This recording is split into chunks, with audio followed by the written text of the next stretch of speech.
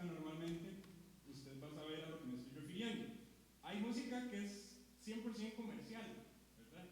Hacen esa música para vender, simple y sencillamente para vender. Música comercial, que lo que hace es generar dinero y dinero y dinero, ¿verdad? Básicamente, y voy a explicarles esto de una manera muy resumida para que lo logremos entender y para que luego ilustre de una manera indicada el concepto de santidad a la luz de la escritura. Y voy a hacer una aclaración. Voy a mencionar un poco de algo de música secular y algo por el estilo, pero no es mi intención ser irreverente en ningún sentido de la palabra, ¿verdad? Simplemente quiero ilustrar cómo hay una música que se separa o se distancia de otra por completo, ¿verdad? En este sentido, la música comercial generalmente no tiene una partitura súper elevada. Los que saben un poco de música saben a lo que me estoy refiriendo. No es aquella obra de música en la que dedicaron un montón de tiempo en elaboración ni nada por el estilo, sino que simple y sencillamente los productores o las personas tratan de hacer algo que sea rápido, que sea fácil y que sea comercial. No pueden dedicar muchísimo tiempo a la elaboración de ciertas canciones, precisamente porque el tiempo lo tienen reducido para generar dinero, ¿verdad? Muchos músicos de la época actual lo que hacen es utilizar un método que se llaman círculos o armonías. Hay una que es muy usual, ¿verdad? Es una armonía, y voy a dar un poquito de términos musicales, no me voy a meter en tanto.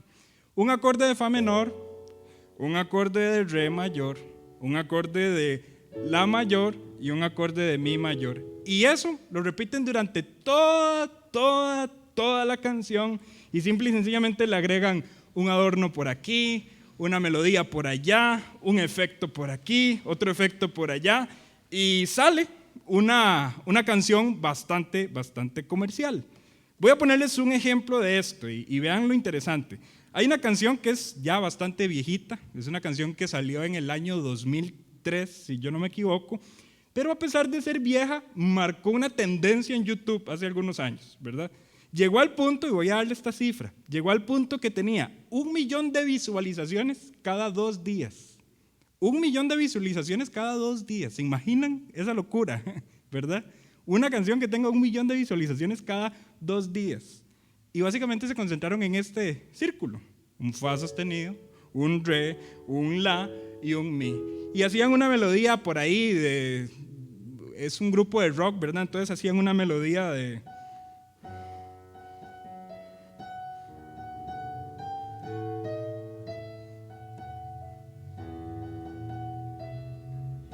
Y ahí, toda la canción se iba ahí, ¿verdad? No soy experto en esa música ni nada por el estilo, pero básicamente la canción era repetir y repetir y repetir. Pero usted le dice esto a una persona que ame esa canción, es un grupo de rock llamado Linkin Park, y va a decir, uy, no, pero esa canción es súper elaborada y tiene un montón de arreglos y etcétera. No, no es elaborada, es una canción comercial. Es elaborada por medio de un círculo, y el círculo se repite y se repite y se repite. Le pusieron una armonía y punto. A tal punto que si a alguien le gusta ese grupo lo voy a ofender, ¿verdad? Pero esta canción tiene exactamente el mismo círculo del video musical más visto en YouTube. El mismo círculo. No lo voy a tocar porque si no el piano explota y se quema, ¿verdad? Por fuego divino. Pero hay una canción muy famosa de pop latino que se llama Despacito, ¿verdad? Es una canción que se hizo famosísima. Es exactamente este círculo. El mismo círculo, el mismo. ¿Qué quiero llegar a decir con esto? Son 2 canciones que están en un mismo tono, en fa sostenido menor. Son 2 canciones que tal vez las personas que la escuchan están completamente en sectores separados, ¿verdad? Ustedes saben a lo que me estoy refiriendo. El que escucha Linkin Park y el que escucha a Luis Fonsi, ¿verdad? Están en 2 polos completamente opuestos, pero en esencia es lo mismo. ¿Me voy a entender? Un círculo súper sencillo. En esencia, lo mismo. Las 2 melodías calzan en el mismo círculo. Ahora, ¿qué pasa, dejándonos y continuando en este mismo tono? Fa sostenido menor. ¿Qué pasa si escuchamos algo muchísimo más elaborado que eso? Algo que una persona haya sacado un tiempo de dedicación, que le haya invertido muchísimo tiempo a la dedicación de una partitura específica en ese mismo tono. ¿Qué pasa? vamos a encontrar algo que por naturaleza se distancia o se separa. ¿Sí? Ese ejemplo se los quiero traer, no lo voy a tocar yo porque no soy tan bueno, ¿verdad? Pero va a haber un video que va a estar sonando. Esto no es una canción entera, son solo 3 minutos. Básicamente es algo a lo que los músicos le llaman un alargato, ¿verdad? Y es una porción breve de una partitura de un autor que se llama Johann Sebastian Bach, que es algo viejito, ¿verdad? Es una porción pequeñita de una partitura BWV 1056, esa es la partitura del concierto este. Está en el mismo tono, exactamente en el mismo tono. Voy a decir los nombres, que la canción de Linkin Park y que la canción de Despacito, exactamente en el mismo tono. La canción de Linkin Park llegando, como les dije, 1 millón de visualizaciones cada 2 días. Y la canción de Despacito siendo pues prácticamente el video musical más visto en YouTube, de no ser porque Baby Shark le quitó el primer lugar, ¿verdad? El año pasado, pues los papás y las mamás que le dan el teléfono a los chiquitos para que vean el video, ¿verdad? Pero que usted no lo crea, Baby Shark es el video más visto de la historia en YouTube, ¿verdad? Pero vamos a compararlo con esto. Esas 2 canciones, Linkin Park y Luis Fonsi, vamos a compararlo con esto, de Johann Sebastian Bach. Y luego les voy a hacer una pregunta. Sí, entonces, si me ayudan ahí a ponerlo, excelente.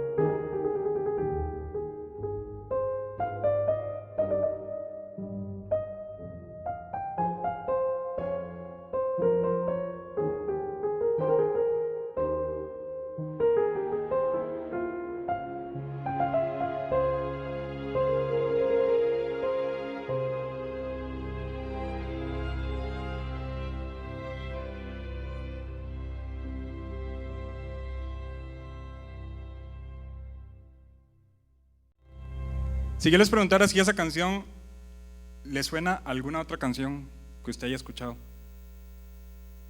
¿le suena a alguna canción que usted reconozca? No es una canción comercial, no tiene ese fin, ese propósito. De hecho, eso es solo el alargato de la partitura. Esa partitura dura 10 minutos. Está en el mismo tono que 2 de las canciones más consumidas de la red en YouTube. En el mismo tono. Pero sí o no, que se aleja completamente de la esencia de esas otras 2 canciones. Se separa. No estamos hablando de lo mismo. Es otra cosa completamente. Una canción que está exactamente en el mismo tono, pero que a pesar de estar en el mismo tono, se aleja rotundamente de la naturaleza de las canciones de las que hablamos antes.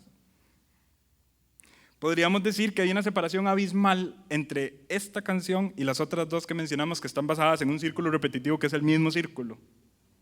Sí, hay una separación abismal. Y no es cuestión de gustos, y voy a hacer también la aclaración, no es cuestión de que la música comercial toda sea de mala calidad. Y ciertamente le meten mucho dinero y hay mucha producción y todo, está bien lo que hacen, ok. Pero la naturaleza entre esa música comercial y esta música es otra. Se distancian, es una separación rotunda y completa. Bueno, cuando nosotros hablamos de santidad en la Biblia, nos referimos exactamente a esto: separación. Algo que está separado, algo que está distanciado, algo que no tiene ninguna comparación esto con aquello. ¿Por qué hice esta aclaración por medio de esta ilustración? Porque yo me temo, y es muy normal, que nosotros cuando escuchamos la palabra santo, lo primero que se nos viene a la mente es algo que es puro y sin pecado, o algo que es moralmente bueno o moralmente puro. Pero a la luz de la Escritura, la palabra santidad es muchísimo más que algo que sea moralmente bueno o moralmente puro. La palabra santidad es separado. De hecho, la palabra santidad en el original significa literalmente cortado, separado, distanciado.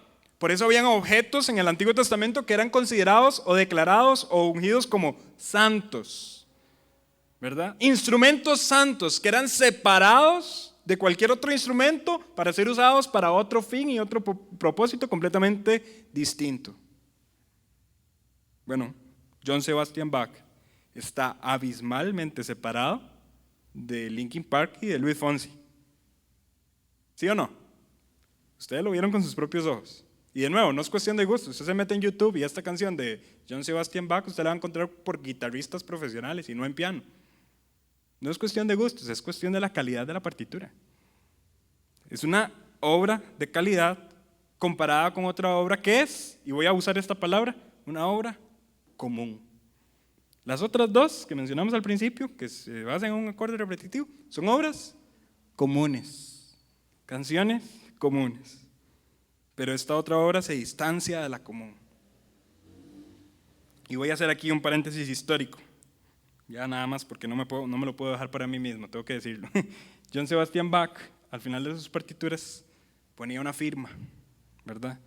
SDG. Esas 3 letras.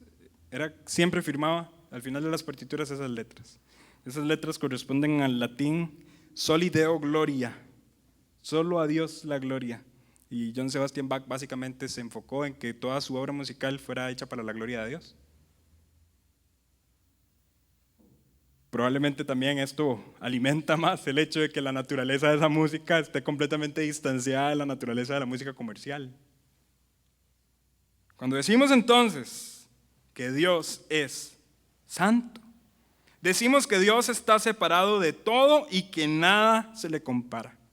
Su esencia es diferente a cualquier cosa que nosotros podamos imaginar. Incluso le pongo la ilustración de personas que adoran a dioses paganos, dioses falsos, ídolos. La naturaleza de los dioses falsos y de los ídolos también está distanciada completamente del Dios de la Escritura, de un Dios santo que está separado. Friedrich Nietzsche, que es un filósofo pues, de la época antigua, ¿verdad?, decía que Dios es simple y sencillamente un producto de la imaginación, ¿verdad? Y años más tarde, uno de mis escritores favoritos, C.S. Lewis, respondió: Dios no puede ser el fruto de la imaginación, porque simple y sencillamente nosotros no podríamos imaginar al Dios de la Biblia. ¿Quién podría imaginarse a un Dios como la Biblia describe que es Dios? ¿Quieren ver dioses imaginarios? Vayan a las historias mitológicas y verán que los dioses siempre provienen de otro Dios, del papá Dios y mamá Dios dan hijo al hijo Dios. Y entre ellos todos tienen conflictos de seres humanos, pecados, pasiones, lujurias. Se engañan unos a otros, se mienten unos a otros, se matan. Entonces no son eternos ni siquiera en su esencia. Pero el Dios de la Biblia es completamente distinto en esencia a todos esos mitos y a cualquier cosa que sea real, a cualquier cosa que sea creada. Dios está separado de todo ello. Como lo dije anteriormente, entonces, la palabra santo es más que puro o sin mancha. Y aquí voy a hacer la aclaración. Sí, es cierto, Dios sí es puro. Y sí, Dios sí es sin mancha. Pero decir que Dios es santo habla más de su trascendencia que de su pureza. Él está distanciado de cualquier ser. Él es trascendente a cualquier otro ser. Un ser separado de cualquier otro. Por otro lado, no solamente se dice que Dios es santo y ya, sino que ¿qué? ¿Qué se dice? Dios es santo, santo, santo. Santo, santo, santo. Lo cantamos ahora. Esta repetición, como les dije en la introducción, es llamada un trisagio. Un trisagio es una figura retórica en la cultura judía que se usaba para sobreenfatizar algo, para darle mayor énfasis del que se le tenía que dar. Sería el equivalente en la época moderna a cuando nosotros en un documento ponemos una palabra en negrita, porque necesitamos que los ojos estén sobre esa palabra. La subrayamos, la ponemos en mayúscula, etcétera. Yo no sé si usted le ha pasado que se le va un mensaje de WhatsApp en mayúscula y la otra persona le dice, está bien, pero no me grite, ¿verdad? Porque entendemos que hay un énfasis ahí, un énfasis distinto, porque la palabra está escrita con un énfasis diferente.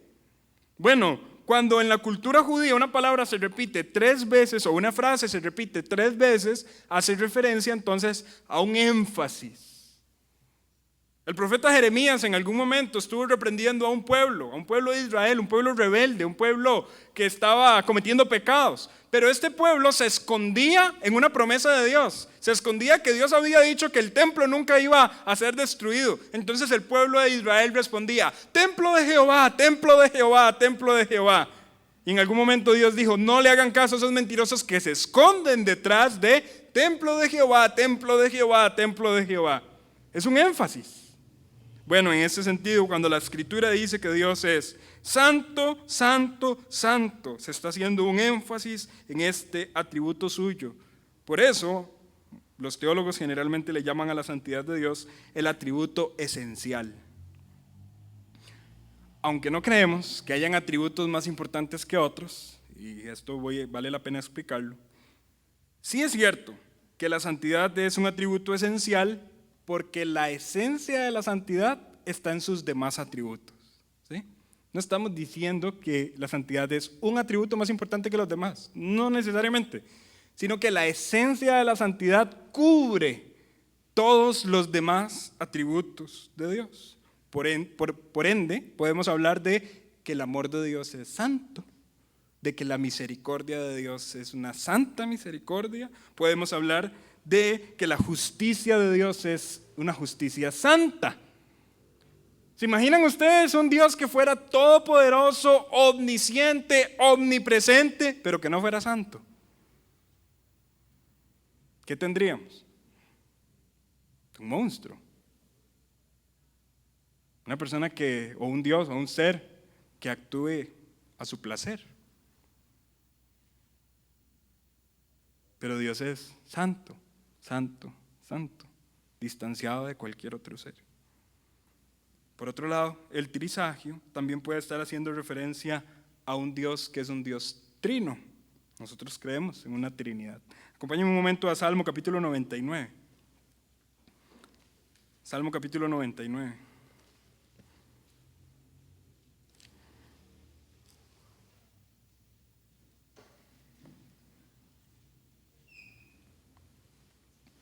Vean lo que dice por ahí el versículo 1. Jehová reina, temblarán los pueblos. Él está sentado sobre los querubines, se conmoverá la tierra.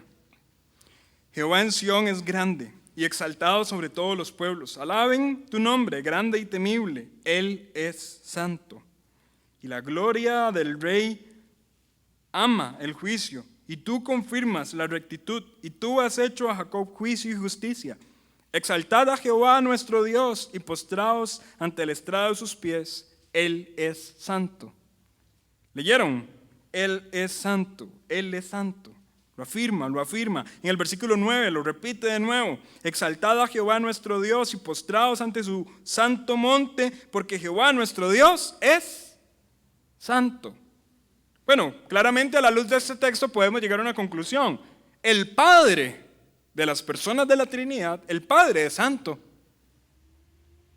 Luego en el Nuevo Testamento usted se va a Hechos capítulo 3, versículo 14 y versículo 15, y usted se dará cuenta que en ese pasaje Lucas se refiere, o en la predicación más bien, de Pedro, se refiere a Jesús como santo también. Dice, Él es el justo, el santo y el justo. Vosotros matasteis al autor de la vida. ¿A cuál autor de la vida? Al santo y al justo. Aquí se le está hablando de santo, se le está refiriendo santo a Jesucristo, segunda persona de la Trinidad. Y bueno, yo creo que es suficiente acerca de la tercera persona de la Trinidad decir que lo lleva en su propio nombre. Espíritu Santo.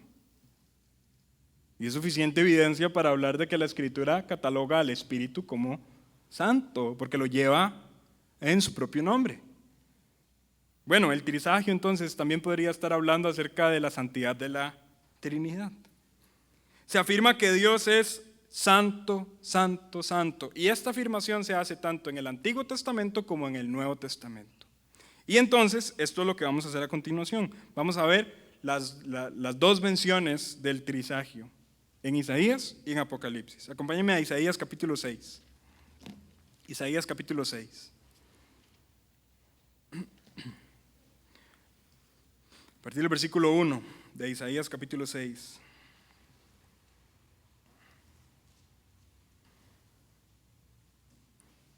Le hago promoción y propaganda de nuevo a los devocionales, ¿verdad? Los devocionales que se están compartiendo en Telegram están basados también en esta porción. Sería bueno que usted complemente el estudio de esta serie con esos devocionales. Isaías capítulo 6, versículo 1. En el año que murió el rey Usías, vi yo al Señor sentado sobre un trono alto y sublime, y sus faldas llenaban el templo. Por encima de él había serafines, cada uno tenía 6 alas. Con 2 cubrían sus rostros, con 2 cubrían sus pies, y con 2 volaban. Y el uno al otro daba voces diciendo: Santo, santo, santo, Jehová de los ejércitos, toda la tierra está llena de su gloria. Y los quiciales de la puerta se estremecieron con la voz del que clamaba, y la casa se llenó de humo. Entonces dije: ay de mí que soy muerto, porque siendo hombre inmundo de labios y habitando en medio de pueblo que tiene labios inmundos, han visto mis ojos al Rey, Jehová de los ejércitos. Y voló hacia mí uno de los serafines, teniendo en su mano un carbón encendido, tomado del altar con unas tenazas.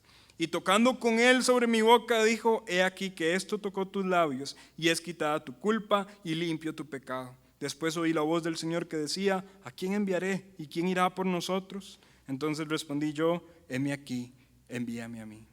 Esta es la primera aparición en toda la Escritura del Trisagio. Dios es santo, santo, santo. Se da en un contexto específico. Esta visión se da, dice la Escritura, en el año que murió el rey Usías. Y eso nos da un contexto claro para estudiar lo que estamos observando en este pasaje. Y voy a explicar aquí un poquito el contexto histórico. El pueblo de Dios en ese momento no venía haciendo las cosas muy bien que digamos. Venían cayendo en pecado tras pecado. Usías tuvo un padre que fue rey. Este padre se llamaba Amasías. Amasías había sido un buen rey, en lo que se puede decir, un buen rey. La Biblia lo cataloga como alguien que hizo lo recto delante de los ojos de Dios. Pero cometió un error al final de sus días. Él fue a una batalla contra un pueblo que se llama los edomitas. Y cuando estaba en la batalla contra los edomitas, él se robó a algunos de los dioses de los edomitas y los trajo y los adoró. Empezó a adorar esos dioses paganos, esos dioses de los edomitas, y eso trajo la ira de Dios sobre él, que le prometió su muerte. Y vino toda una catástrofe, todo un revuelo en el pueblo de Dios, a tal punto que agarraron al hijo de Amasías y lo colocaron por rey. ¿A quién pusieron por rey entonces? A Usías. Y Usías, dice la Escritura, que también fue un buen rey. De nuevo, la Escritura afirma, usted lo puede leer, 2 de Crónicas capítulo 26, hizo lo recto delante de los ojos de Dios. De hecho, hay muchas cosas que se pueden resaltar de su liderazgo. Fue, por así decirlo, un rey que puso en alto la ingeniería, ¿verdad? La puso muy en alto. ¿Por qué decimos esto?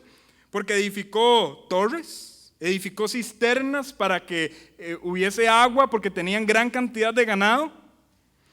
Fortaleció al ejército con máquinas novedosas. Se metieron en ese mundo de las máquinas para fortalecer a los ejércitos. Un buen rey. Buenas capacidades de liderazgo, un rey inteligente, un rey sabio, un rey que traía paz, tranquilidad, un sentimiento de seguridad en Israel.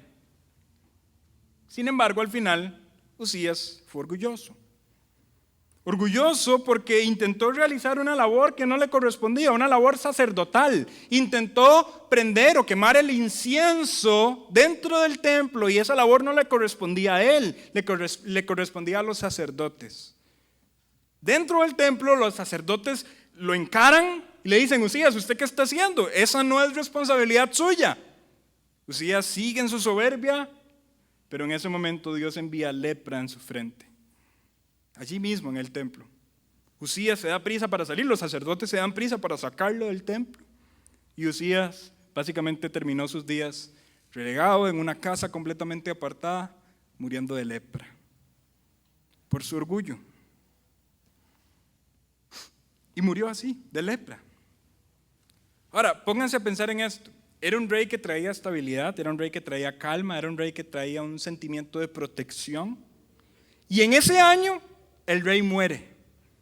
Después de lo que se había visto con Amasías, y viene Uzías y también muere, otra vez va a haber desorden en el pueblo. ¿Qué va a pasar? ¿Quién va a estar?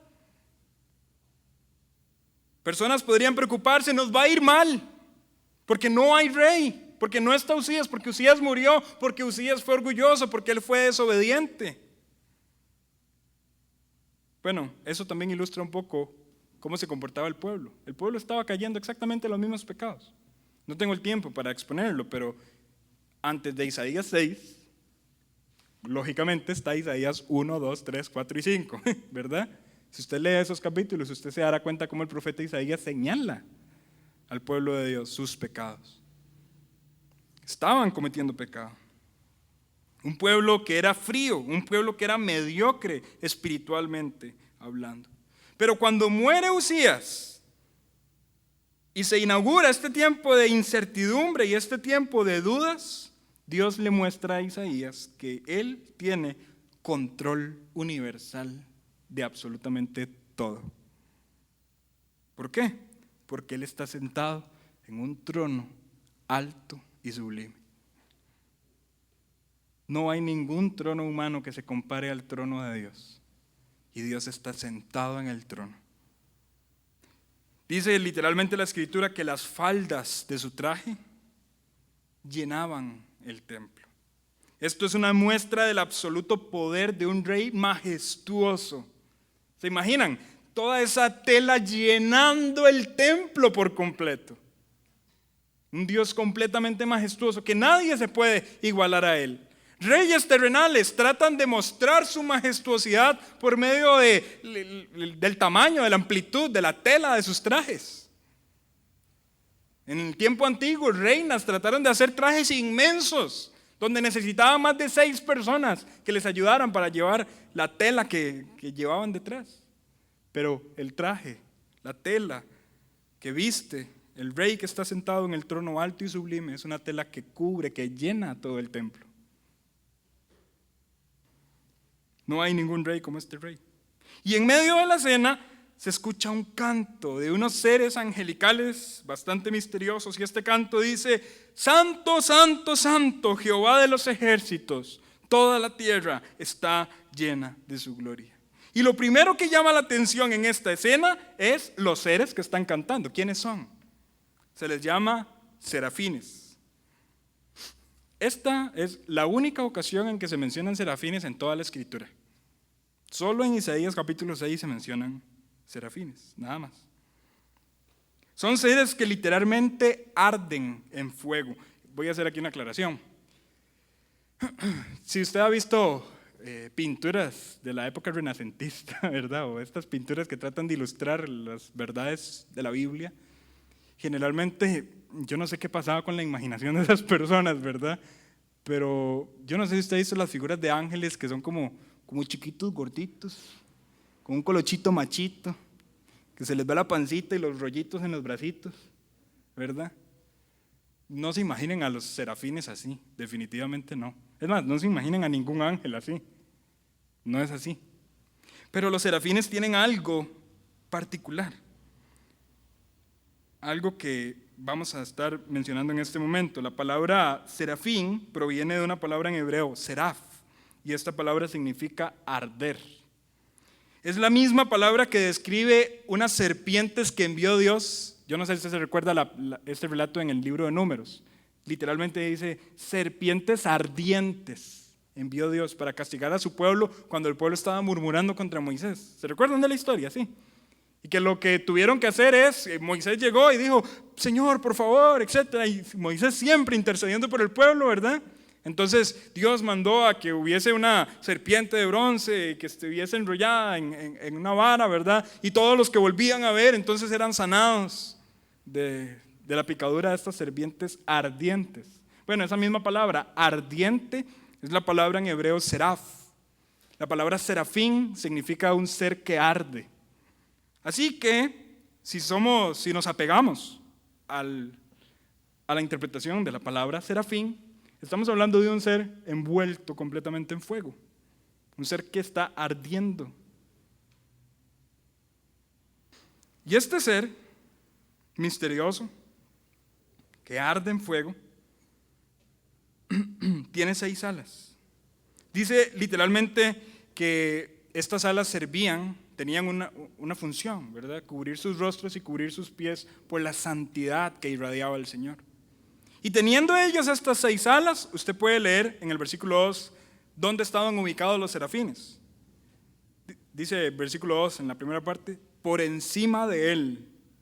Esa primera frase a veces se pasa desapercibida, pero es importante, porque nos habla de la ubicación de los seres angelicales que rinden adoración a Dios. Los serafines, como seres específicos dedicados a la adoración del Rey de Reyes y Señor de Señores, están ubicados sobre el trono. Están volando por encima. Si le puso atención al Salmo 99 que leímos hace unos minutos, eso es diferente a los querubines, ¿verdad? Porque los querubines están debajo del trono. Ya casi vamos a ir a hacer una mención de este detalle, pero es un detalle que vale la pena mencionarlo. Se dice claramente entonces que estos seres están sobre el trono, y esto significa que es la posición más alta en la que una criatura, un ser creado, puede llegar a estar. Posiblemente estamos hablando, y esto lo digo casi sin temor a equivocarme, de la criatura más poderosa creada por Dios. La criatura más poderosa creada por Dios. Imagínese cualquier bestia poderosa. Estamos diciendo que un serafín posiblemente es más poderoso que cualquier otro ser creado. ¿Por qué digo esto? Bueno, por el lugar donde están ubicados. Están tan cerca de la gloria de Dios que definitivamente tiene que ser un ser sumamente poderoso. La descripción de ser un ser que arde en fuego también me dice a mí que estamos hablando de un ser sumamente poderoso. Si usted y yo nos comparamos con un serafín, ¿hay una distancia entre un serafín y nosotros? ¿Estamos separados? ¿Sí? ¿Sí o no? Claro. Nosotros somos una canción de Luis Fonsi y un serafín es una canción de Johann Sebastian Bach. Hay una distancia entre un serafín y nosotros. Pero, ¿qué cantaban esos serafines? Dios, Jehová de los ejércitos es santo, santo, santo. ¿Y qué significa la palabra santo? Separado. La naturaleza de Dios está muy separada de la naturaleza de un serafín. Vuelvo a la ilustración. Un serafín es una canción de Luis Fonsi. Y Dios está completamente separado de eso. ¿Se dan cuenta lo que estoy tratando de decir? Si yo me comparo con un serafín, la distancia es enorme, pero un serafín reconoce que el Dios que está sentado en el trono es 3 veces santo y que está separado completamente de la naturaleza suya. Wow.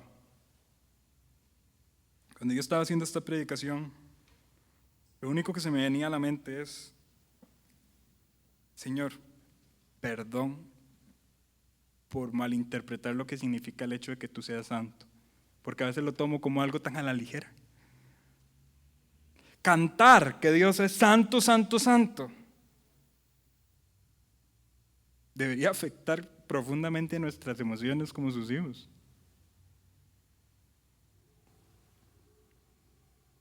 Si un serafín canta que Dios es santo, santo, santo, nosotros que según el Salmo capítulo 8 somos poco menor que los ángeles, ¿cuánta distancia hay entre la esencia de Dios y nosotros? Y Dios nos llamó para su servicio, y Dios nos salvó para su gloria, y Dios nos tiene en su cuerpo que es su iglesia, y Dios nos ama. ¿Por qué? Si esto no lo está poniendo a pensar, analice su corazón. Definitivamente esto es mucho más profundo de lo que nosotros podríamos imaginar.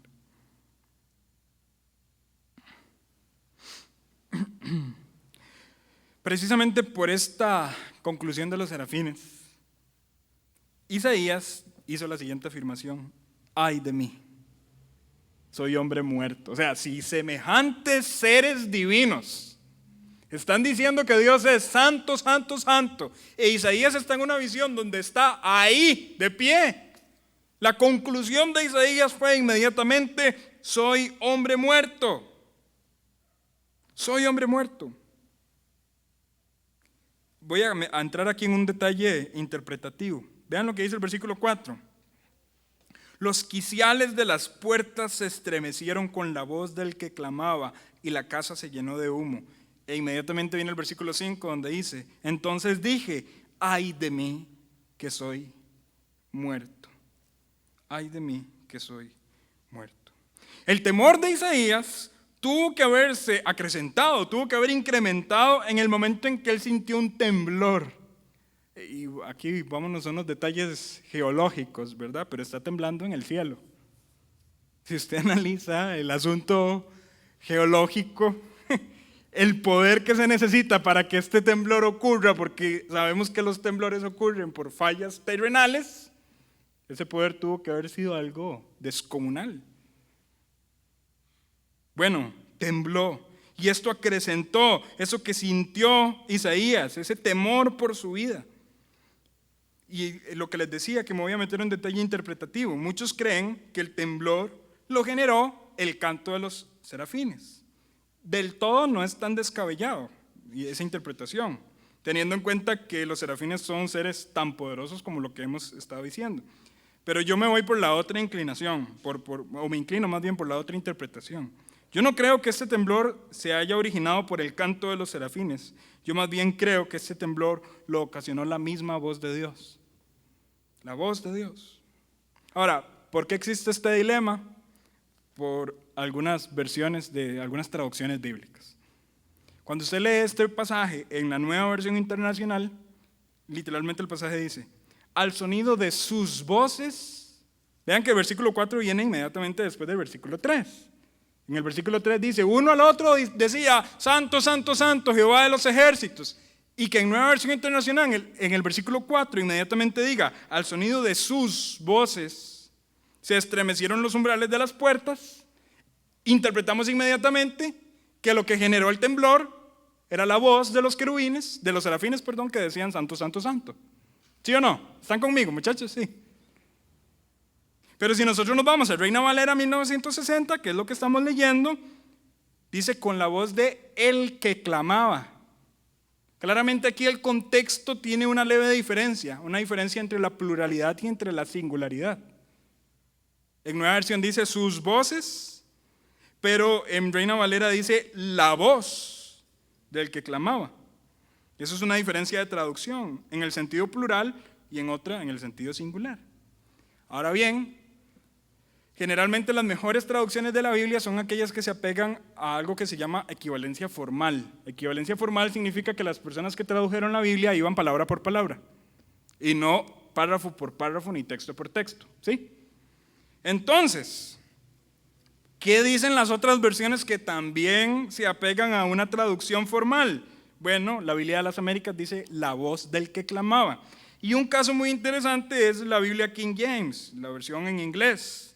Yo no soy experto en inglés y me perdonan, ¿verdad? Pero literalmente ese versículo dice, at the voice of him. Him. Si hubiera intentado decir que era la voz de los serafines, hubiese usado la palabra them. Pero eso, him. ¿Por qué? Atribuyéndolo a una persona específica. Bueno, ¿cómo interpretamos entonces esto? Por esa razón que les estoy explicando y porque yo me apego a entender que la voz del que clamaba es una voz singular, yo creo entonces que el temblor lo originó el clamor de Dios. ¿Cuál clamor? El clamor que él venía haciendo o que hace en el versículo 8, donde dice, después oí la voz del Señor que decía, ¿a quién enviaré y quién irá por nosotros? Pero después del versículo 4, Isaías lo único que escuchó fue un clamor, pero no entendió las palabras. Isaías no pudo oír ni pudo responder al clamor hasta que lo purificaron con carbón. Y después de su purificación, después de que Isaías fue purificado con el carbón encendido, entonces él pudo interpretar, él pudo escuchar la voz del que clamaba. ¿Y qué era lo que decía esa voz? Que en un principio simple y sencillamente era un temblor que azotaba las puertas. No, ahora después de haber sido purificado, puede escuchar la voz del que clama, que dice, ¿a quién enviaré y quién irá por nosotros? No tiene que interpretar el texto igual a como yo lo hago, pero yo creo que esta interpretación es más válida que la anterior. Que la voz de los serafines fue la que hizo temblar el ambiente. Y aquí también hay una verdad teológica de fondo. Nosotros no podemos escuchar apropiadamente la voz de Dios hasta que seamos purificados por Él. Y no podemos ni siquiera entablar una conversación con Él hasta que Dios haga una obra de purificación en nuestras bocas.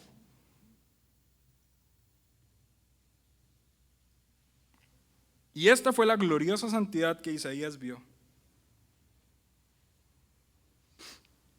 Un ser que está en un trono alto y sublime, que sus faldas llenan el templo, que su voz hace temblar el cielo y que su clamor es, ¿a quién enviaré y quién irá por nosotros? Si queremos entender un poco más de fondo, ¿qué fue lo que vio Isaías? Bueno, podemos decir que la gloriosa santidad que vio Isaías en un momento de la historia vino al mundo. Vino al mundo para ser vista por los hombres. Acompáñenme un momento a Juan capítulo 12. Juan capítulo 12.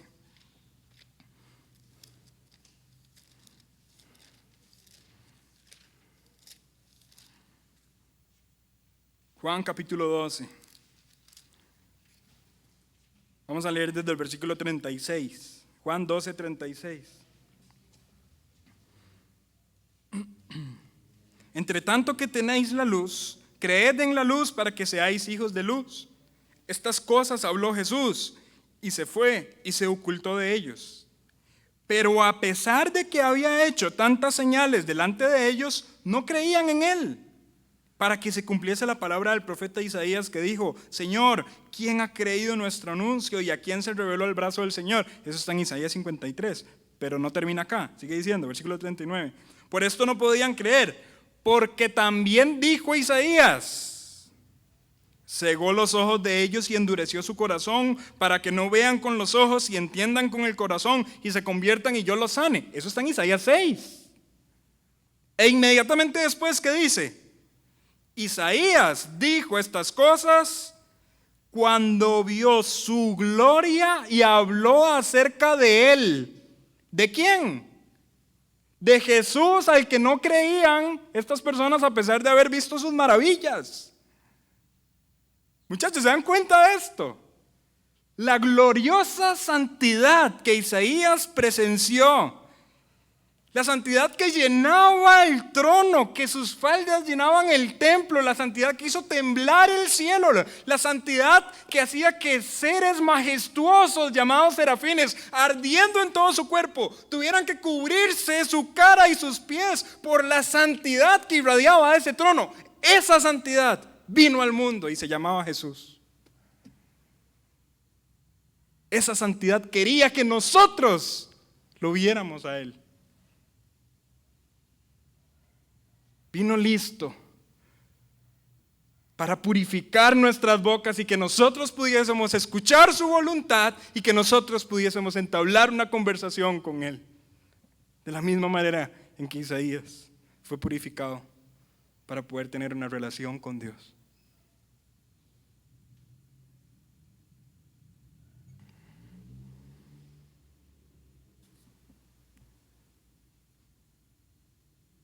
Vimos su gloria, gloria como del unigénito del Padre, lleno de gracia y de verdad, dijo Juan en Juan capítulo 1.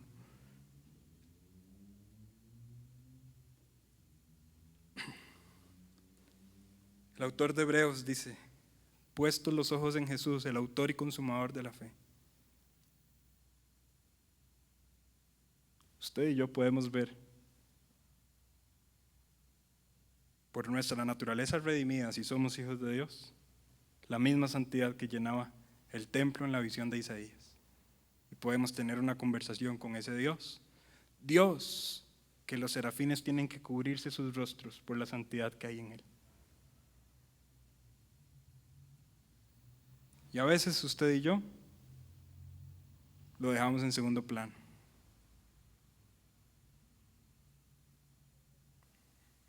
Qué triste, muchachos. A veces usted y yo actuamos como actuaría una persona que tiene enfrente suyo 2 mesas o 3 mesas, pongámoslo así, con un grupo rockero llamado Linkin Park, con un hombre llamado Luis Fonsi y con John Sebastian Bach. Y nosotros a veces actuamos y vamos a la primera mesa y le pedimos un autógrafo, vamos a la segunda mesa y le pedimos un autógrafo y al otro no nos interesa. Él, que en su esencia está separado de todo lo demás, lo menospreciamos. Muchas veces así actuamos nosotros con Dios. Un ser esencialmente separado de todo, más majestuoso que cualquier otra cosa.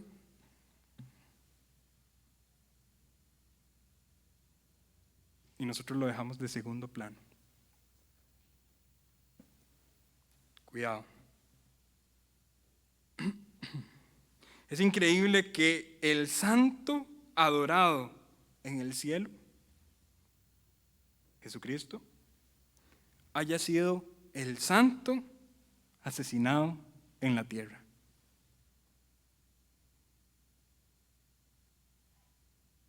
Él es el justo y el santo, en Hechos capítulo 13. Vosotros matasteis al autor de la vida. El santo adorado en el cielo es el santo asesinado en la tierra.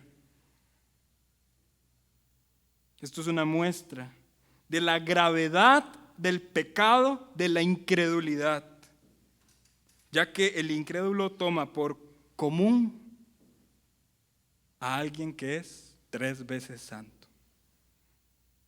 Muchachos, si hay alguien aquí en condición de incredulidad, si hay alguien aquí que no cree en el Señor Jesucristo, entienda la gravedad de su pecado.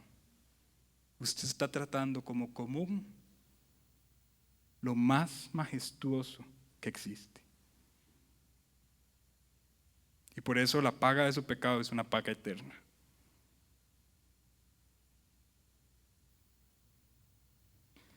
Esta santidad también la vio Juan. Acompáñenme a Apocalipsis capítulo 4 y ya este es mi último punto. Este capítulo lo estudiamos bastante en la serie anterior, que hablamos acerca de la dignidad de Dios. Precisamente porque en este capítulo es donde se decía que Él es digno de honra, de gloria, y que los ancianos ponían sus coronas delante del trono y decían: digno eres de gloria, honra y poder, porque tú creaste todas las cosas. Eso lo estudiamos el mes pasado. Sin embargo, hay unos aspectos de fondo en los cuales no nos metimos todavía, y esto fue también lo que Juan vio. Apocalipsis capítulo 4, veamos a partir del versículo 1, dice: después de esto miré, y aquí una puerta abierta en el cielo, y la primera voz que oí, como de trompeta hablando conmigo, dijo: sube acá y yo te mostraré las cosas que sucederán después de estas. Y al instante yo estaba en el Espíritu, y he aquí un trono establecido en el cielo, y en el trono uno sentado. Y el aspecto del que estaba sentado era semejante a piedra de jaspe y de coralina. Y había alrededor del trono un arco iris, semejante a un aspecto de esmeralda.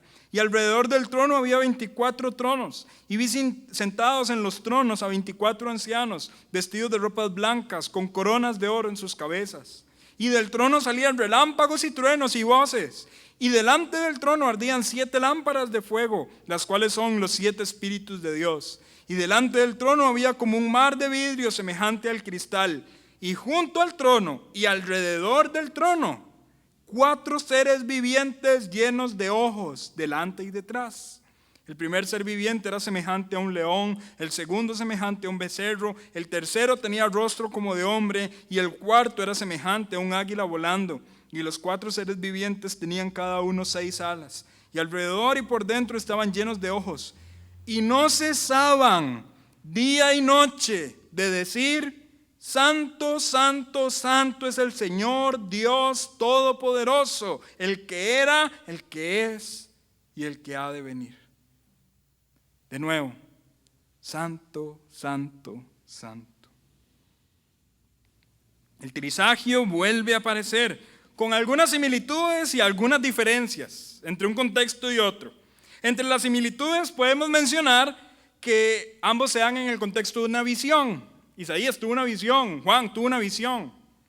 Entre las similitudes podemos mencionar que ambas se dan en un contexto celestial. Entre las similitudes podemos mencionar que lo primero que observan ambos, tanto Isaías como Juan, es un trono. Pero la persona que observa la visión es otra, en un caso Isaías, en otro caso Juan. Los seres que están adorando a Dios son otros. En un caso, Isaías, son serafines. En el caso de Apocalipsis, son querubines. Esto lo concluimos por la comparación entre estos seres y los seres que se mencionan en Ezequiel capítulo 1 y capítulo 10. Calzan casi en todo en su descripción, y esos seres eran querubines. Y el tiempo en el que se dan las visiones es diferente, uno en el Antiguo Testamento, otro en el Nuevo Testamento. En el caso del apóstol Juan, al igual que Isaías, lo primero que él observa es un trono. El Dios que ejercía su reinado universal en los días, en el año que murió el rey Usías, es el mismo Dios que sigue siendo soberano, aún en medio del exilio de Juan y aún en medio de la tiranía del Imperio Romano.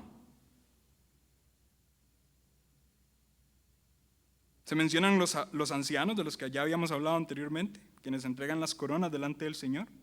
Pero también se mencionan seres angelicales. Estos seres son querubines. Los querubines son ángeles que tienen la tarea de la adoración y de la alabanza a Dios. Ellos se mencionan por primera vez en Génesis, capítulo 3, versículo 24, cuando ellos tenían que cuidar, ¿verdad?, para cuando Adán y Eva fueron expulsados del Edén, no entraran al Edén. Y de hecho, un dato interesante es que antes de su rebelión posiblemente Satanás era un querubín. Esto lo podemos concluir gracias a Ezequiel capítulo 28 del versículo 12 al versículo 15. Los seres que son llamados querubines en Ezequiel capítulo 1 y en Ezequiel capítulo 10 son muy parecidos a los seres que se mencionan en Apocalipsis capítulo 4. De hecho, si su Biblia tiene referencias, unas notas ahí al pie de página, usted verá que en el versículo 6, cuando dice o cuando describe, ¿verdad?, a estos seres, lo va a enviar inmediatamente, versículo 7, lo va a enviar a una referencia, a Ezequiel capítulo 1, del versículo 5 al versículo 10. Eso es una referencia que se comparte. Los querubines sirven al propósito de magnificar la santidad y el poder de Dios. Esta es una de las principales responsabilidades de estos seres en toda la Biblia. Ellos tienen que cantar alabanzas a Dios. Ellos tienen que servir también como un recordatorio de lo majestuoso que es Dios. Por eso, cuando Dios ordenó la construcción del tabernáculo y el templo y las piezas del tabernáculo, muchas piezas tenían que tener las formas de querubines. Tenían que ser talladas las imágenes de querubines. ¿Por qué? Porque esto era un recordatorio de la majestad que Dios merece recibir en su gloria y santidad. Estos seres que son dedicados a alabar a Dios. ¿Dónde estaban los serafines según Isaías con respecto al trono? ¿Lo recuerdan? Por encima, ¿verdad? Isaías capítulo 6, versículo 2. ¿Dónde están los querubines según Apocalipsis? Junto y alrededor del trono. ¿Lo notaron? Los serafines por encima, los querubines junto y alrededor del trono. Todo esto parece indicar que Dios es considerado santo, santo, santo, desde aquellos que están muy alto, serafines, aquellos también que están en una altura mediana, querubines, y también aquellos que están muy, muy, muy bajo, es decir, nosotros, los seres humanos. Toda la creación tiene que clamar a una voz que Dios es santo, santo, santo. Santo, santo, santo, decían los serafines sobre Jehová de los ejércitos, quien llena toda la tierra de su gloria. Santo, santo, santo, dicen los querubines acerca de Dios todopoderoso, el que era, el que es y el que ha de venir. Esa frase es importantísima. El que era, el que es y el que ha de venir. Esa frase, de hecho, ya la había mencionado Juan en Apocalipsis capítulo 1. Acompáñenme un momento. Apocalipsis capítulo 1, versículo 4. Juan, a las 7 iglesias que están en Asia, gracia y paz a vosotros del que es y que era y que ha de venir. ¿Lo vieron? Esa frase ya la había mencionado el apóstol. ¿Qué significa esa frase? El que es, el que era y el que ha de venir. Esta frase hace referencia a que la presencia de Dios nunca está limitada por el tiempo. Me explico. Él era cuando el tiempo no existía. Él es cuando el tiempo existe. Y Él ha de venir cuando el tiempo acabe. Pero Él está fuera de los parámetros temporales. Él es un Dios completamente majestuoso. Mi conclusión del día de hoy, entonces, muchachos, observando las afirmaciones tanto del Antiguo como del Nuevo Testamento que Dios es santo, santo, santo, mi conclusión el día de hoy es la siguiente. Dios es santo, santo, santo, diferente de todo y separado de todo. Dios es merecedor de toda gloria y Dios es soberano sobre todo reino. Dios es más poderoso que cualquier criatura y eterno como ningún otro. Decir santo, santo, santo es afirmar la distancia que hay entre la esencia de Dios y nosotros. Cuando nosotros decimos santo, santo, santo, estamos afirmando que Dios es un ser abismalmente separado a nuestra naturaleza. Es una afirmación de reverencia y de sumisión, porque le consideramos algo majestuoso, algo inalcanzable. Es un canto de adoración lleno de alegría y de temor. Santo, santo, santo. Muchachos, debería ser el canto que salga de nuestras bocas y la actitud con la que nosotros vivamos nuestra vida. Considerando a un Dios esencialmente distinto y separado a nuestra naturaleza. Dios no es el compa. Y perdónenme la palabra, Dios no es el mae con el que algunos le oran de esa manera. Dios es el Señor, santo, santo, santo, todopoderoso. Él merece nuestra reverencia y nuestro temor. Nuestra vida tiene que estar inclinada ante su majestad. Y si no tenemos un vínculo con Él, si no hemos sido purificados por su obra, esa santidad es la que nos puede quemar, nos puede juzgar y nos puede destruir. Dios no necesita de nosotros para ser santo. Dios no necesita que nosotros digamos que Él es santo para ser santo, porque tiene ángeles, querubines, serafines que lo afirman día y noche. Nosotros necesitamos de Él. Nosotros necesitamos una vida que afirme su santidad. El sol sigue siendo el sol aunque el cielo esté nublado. Dios sigue siendo glorioso y santo aunque nosotros estemos llenos de pecado y opaquemos su gloria. Pero el sol sigue siendo el sol aunque el cielo esté nublado. Y nosotros los seres humanos tenemos por naturaleza una incapacidad de llegar al sol, porque esa luz que aquí en la tierra a la distancia nos beneficia, allá en las cercanías nos quemaría y nos mataría al instante. De la misma manera Dios, nosotros por naturaleza estamos ampliamente separados de Él, pero Dios, por su gracia, transforma nuestra naturaleza para que tengamos acceso a Él. Efectúa en nosotros una obra de justificación, perdonándonos la paga del pecado. Trabaja con nosotros, santificándonos progresivamente durante nuestra vida, y prometió que nos glorificará para que podamos verle tal y como Él es cuando Él sea manifestado.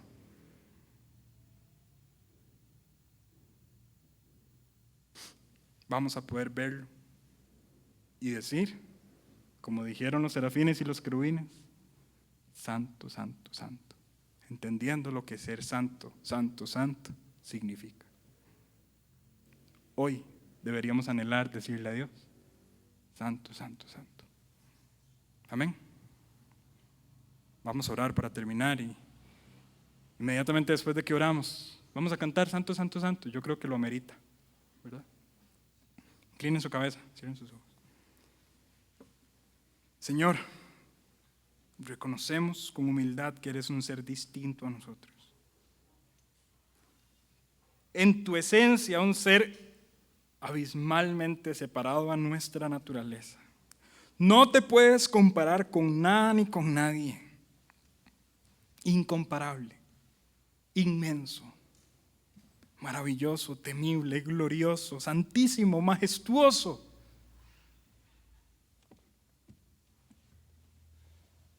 Pero quisiste venir a la tierra para ser visto por nosotros. Viniste, naciste en un pesebre. No merecías, Señor, nacer en tan poco lugar comparado a la majestuosidad de tu esencia. Pero viniste humillándote, haciéndote semejante a los hombres, tomando forma de siervo. Te humillaste hasta la cruz. Señor, por amor a nosotros, para que nosotros no solamente escuchemos de aquellos seres que te decían santo, santo, santo, sino para que nosotros en algún momento estemos allí, diciéndote santo, santo, santo. Hoy estamos en la tierra, aún separados de tu gloria. Pero aunque estemos aquí, Señor, comprendemos que eres santo y queremos decírtelo con todo nuestro corazón. No solamente con nuestros labios, sino también con nuestra actitud. Queremos que nuestra vida refleje que entendemos que tú eres un Dios majestuoso y distinto. Ayúdanos, por favor, Señor, a vivir como siervos de un Dios santo, santo, santo. Impacta nuestros corazones. Si es que estas verdades que hemos estudiado no han calado en nosotros, Señor, quiebra el corazón de piedra. Ayúdanos, Por favor, Padre Celestial, a que nuestra vida se rinda delante de tu santidad. Ayúdanos a declararte santo todos los días de nuestra vida. Tal y como los serafines y los querubines no se detienen de declararte santo, que nosotros en nuestras acciones, en nuestro caminar, en nuestros pensamientos, en lo que hacen nuestras manos, donde van nuestros pies, lo que habla nuestra boca, lo que ven nuestros ojos, lo que oyen nuestros oídos, lo que piensa nuestra mente, Señor, que todo gire alrededor de la consideración de que tú eres santo, santo, santo. Y perdónanos si en algún momento te hemos tratado como algo común, cuando eres más allá de lo común. Gracias por tu palabra. En el nombre de Cristo Jesús oramos.